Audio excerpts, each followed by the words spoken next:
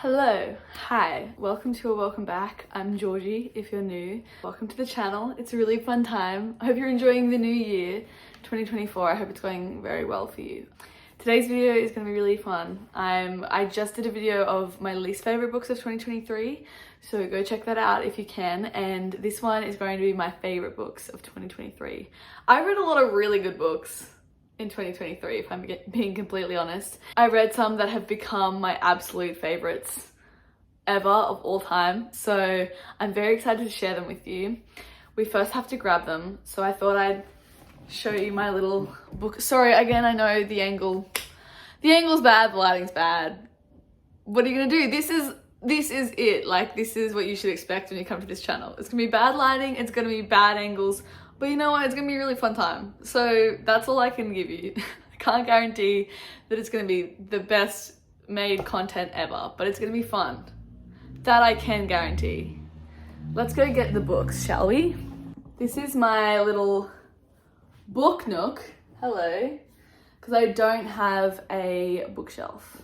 Yeah, I don't have a bookshelf because I just don't. One, I'm lazy, never got around to getting one, and also I don't have the money. You know, they're expensive these days, so this is perfect. This is perfectly fine. But yeah, let's go through. Should I just do this angle? I feel like we're already here. Is the lighting better or worse? I mean, it's not really better, but it's also not worse. You know what? We're doing it here. I don't care. I don't care. We're done. We're doing it here. The first one that I actually don't have, I don't have it with me. I don't know why we changed to this angle just for me to not have the first book. But it was The Secret History by Donna Tartt. Oh my god. Okay. This was one of my favorite books ever. I gave it like a 4.75 out of 5. So close to a 5. This book was incredible. If you must read this book. First of all, the writing is excellent. One of the most well-written books I've ever read. Also, the way that the story unfolded was so intriguing and so beautifully done. And so unexpected. Every time I thought I knew where the story was going, there was another weird section that was happening. I was like, very well fleshed out characters and very interesting dynamics between basically this plot, basically the entire plot, no spoilers, but it's basically about these students in this very selective, very prestigious Greek class at this university, and this new man who comes to the university, new boy, I don't know how old he is, Richard, I think that's his name. He comes to the university, or a school, I can't remember if it's a uni or a school. He comes to the university and to the college, sorry, I'm Australian. He comes to the college and he joins the Greek class, and he meets the 5 or 6 students in the class and the teacher. And basically it just unfolds of him meeting them and everything that happens after he meets them. It is incredible. So good. I feel like, okay, I'm gonna have spoilers. I'm gonna spoil, but I'll put the bit in the captions, the bits that spoil, and then the bits that aren't, you can come back to it. So if you haven't read the book, I would say go read it right now. It's got kind of the vibes of The Dead Poet Society, if you've seen that film. If you haven't seen that film, you must watch that film. It's a very dark academia vibe. That's the kind of the vibe of the book. And it's very good. It's got a bit of mystery. It's just excellent. You must go read it. If you're a Harry Potter fan, it kind of gives a Marauders kind of vibe, but like darker. Can't recommend it any more than I have. Like, go do it and go read it, please. This bit is spoilers. So if you haven't read it, click to the next book. Stop! Don't do it. Okay, now that you're here, I assume that you've read the book. Whoa! Like, am I right? That is crazy. I love that the first line is like, and is his name Bunny? Hold on, I can't remember his name. And Bunny, yeah, right? Bunny or Buddy, whatever. And Bunny had been dead for 6 weeks or whatever the time period was. That was incredible that the first page you kind of find out what happens, but then you see the story unfold. Oh, also, I think his name was Julian, the teacher. The relationship between the teacher and the students was very interesting. Like, his character was so intriguing, and I feel like at the end I was still left with all these questions. Like the way that when he found out what they did, or when he kind of guessed what they had done, he just like ditched them, like he completely cut off from them when he made them like that. Oh, insane. Like, he was the one that got them excited about these things and brought them to all these extremes and told them that was what they should be doing in the Greek class and their love of all that stuff. And then everything that happens, he sees what he's done and he just bolts. He just gets out of there. Oh, it was incredible. God, it was so good. Yeah, so I rated that, honestly, 5 out of 5. 4.5, 5 out of 5. It was so good. It was excellent. The next one that I read, oh, I feel like I'm playing Jenga. Oh my God, this is not gonna work. Oh yeah, it is. Hold on. Got to do it really quickly. Oh! Look at me go. Look at me go. That was perfect. Okay, maybe not perfect, but it was really good. The next one that I read is, oh! What the heck? Okay. Just had some things in the book. If We Were Villains by M.L. Rio. This is my favorite book ever. This is why The Secret History I'd give like 4.5, 4.7, because there were bits like the characters, there were bits that I like didn't love. This book is a 5 out of 5. I love this book so much.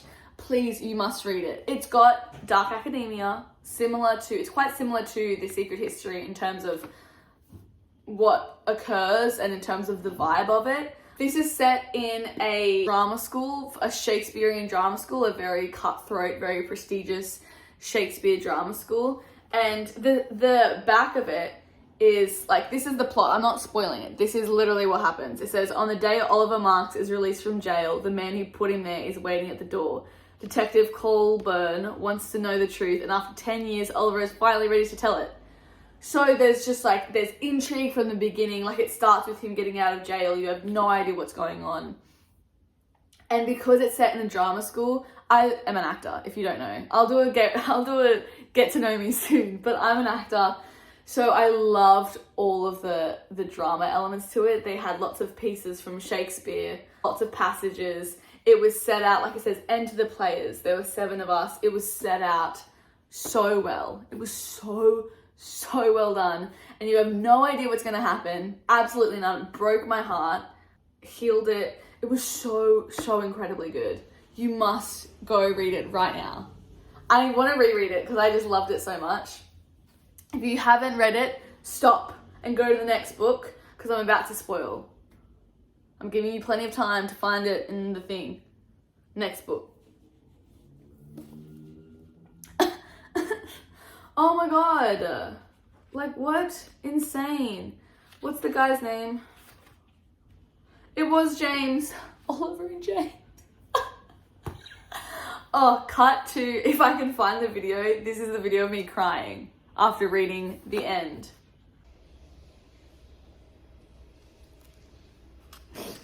How crazy. He found out that it was James that killed Richard, and then he confessed Oliver for him, and then he gets out and he's dead.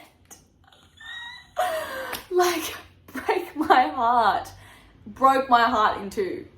I can't do it. But then in the end, apparently he's like not dead, like the passage at the end, his body was never found. Oh my God. So then I'm like, is he just waiting for him somewhere? I need to know. In my brain, Oliver found him and they're living happily ever after and he never died. That's what happens, and I don't want to hear anything else. That is the end of it. It was so good. God, I love this book. Please tell me that you loved it too. It's so good. Okay, that's that for that book. Oh God. Okay. We're good. Oh my God. I'm really excellent at this. Okay. Sorry. Didn't mean to get an ego, but who else can tell me that they've done this and survived? Probably lots of people. I don't want to hear it. Okay, next. Okay, the next is over here. Oh. Oh. Ow, my wrist. Break. I'm injured. Ow, okay. The things that I'm doing for y'all. Don't know why I went American then, I'm sorry. Next one that I absolutely loved was Cleopatra and Frankenstein by Coco Mellolas. Excellent book. Absolutely excellent book. Very weird, very bizarre. I gave it like a 4.5 out of 5. It's about Cleo, who is a 24-year-old British girl who's living in New York City, and her visa is running out, and then she meets Frank, a successful businessman who's 20 years older than her, and get married pretty much so they can get a green card. That's what it says on the back. So that's no spoilers, that's what it says on the back, and that's what happens in the first like page. And then you kind of go into this very weird, very raw world where you discover them and all of their friends and all of their flaws and just their relationship and the dynamics of their relationship. And I think it's so incredibly interesting, and it was so well written, so well written. I also spent like 10 weeks living in New York 2 years ago now, and it was wonderful. And I feel like this book does an excellent job of showing the great sides of New York, but also the dark sides of New York, because I think it's a city where, like, you know, it's romanticized a lot for good reason. There's so much to do, there's so much to see. It's such a beautiful city. It's romanticized for a reason, but I feel like also there are a lot of lost souls there. And so I feel like this book perfectly captures that and shows that. It's very well done. So I would highly recommend getting this and reading it. Okay, the next one, I don't have the first one because I think I left it at home, but you can see the second one. It's the classic, it's Fourth Wing. We all know, we know. Okay, we know. It's all over TikTok, everybody loves it, and they love it for a good reason. I have a vlog that's coming out of me reading the first and the second one. It's mainly me reading Iron Flame, because I just finished it, and I kind of was reading Fourth Wing, and I couldn't really vlog because I was with my family, but I vlogged reading Iron Flame. It was incredible. So good, such a good fantasy series. I'm not going to talk a lot about it because you should watch that vlog because it's really funny, if I may say so myself. I gave it like a 5 out of 5. One of my favorite fantasy books ever, one of my favorite series ever. So good. I need the third book now. I'm going through withdrawals. I need to know what happens, and I'm really struggling, so pray for me. I'm being really brave and not doing anything. So that was incredible, both of those books. It's hyped up for a reason, that's all I'll say. Now the last one that I really enjoyed, I technically read it, I finished it at the start of this year, but I was reading it last year, so I finished it on like the 1st or 2nd of Jan. Oh! Like, honestly, I'm just so skilled. Okay, can we just chill with the leaning, please? This one was called The Love Wager by Lynn Painter. Oh! Chef's kiss in terms of romance books goes. That makes no sense. That makes actually no sense. Chef's kiss as far as romance books go. That makes sense, doesn't it? I don't know. Anyway, it's incredible. I mean, you know me, I've kind of spoken about it before. My expectations are low when it comes to romance books. I don't read a lot of them because I find them quite boring, because who cares that you're in love? I'm cynical and I'm lonely, so who cares? No kidding. But this one was so good. First of all, can we just appreciate, in my personal opinion, I'm very biased, and you're more than welcome to disagree with me and yell at me in the comments. Please be kind. But you're more than welcome to disagree. This is how big a romance book should be. This is how big. Unless there's some other plot, this is how big a romance book should be. One that's just a fun little rom-com romance. That's it. That's perfect. The perfect size. What is it? It's 283 pages. Don't need for more. No need for more. That's it. That's great. And it was perfect. So it's kind of about, the back is basically just saying it's these two that are struggling to match with people on dating apps, and they meet each other and they decide that they're going to have a bet to see who can like find love first, and they're gonna both like force each other to go on blind dates. And then obviously, who knows what happens? Who knows what goes down? I can't tell you. I have no idea. But it was so much fun. It was really rom-com-y vibes. Like, it was just perfect. I think this would be a perfect rom-com to be made into a film. both of the characters were really interesting and really, really funny. I was giggling a lot, which is embarrassing. And I also don't do often when I read like romance books, but I had some giggles. And there was also like a wonderful level of like romance and comedy and other stuff. A cute friends to lovers romance. A lot of fun. That's what it says on the back. I would give it, in terms of romance books goes, a 5 out of 5. Again, that's relative, and like against the other books that I just gave like 5 out of 5, it'd probably be like a 4 or a 3. But in terms of romance books, I loved it. I have no complaints. I have no complaints. It's all relative, but as a romance book goes, this is my favorite ever. So you must go and read it because it's a lot of fun. It's really, really good. Did I say by Lynn Painter? I think I did. If I didn't, there we go. But yeah, so that was excellent. Okay, that was the books. That was the books that I loved of 2023. Comment if you liked them as well, what you gave them, what you think, all of your thoughts. I want to hear all of your beautiful thoughts. And I'm very excited to read some more and share with you more of my reads for the year. Subscribe if you liked the video. Give it a like if you liked it or not, whatever you want to do.